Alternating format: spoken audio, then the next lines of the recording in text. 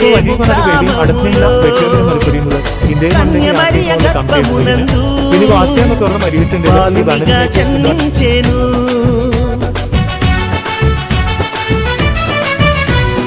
దావీదు పట్టణములో బెత్లెహేము గ్రామములో కన్య మరియ గర్భమునందు బాలునిగా జన్మించెను. అంధకారమే తొలగిపోయెను, చీకు చింతలే తీరిపోయెను.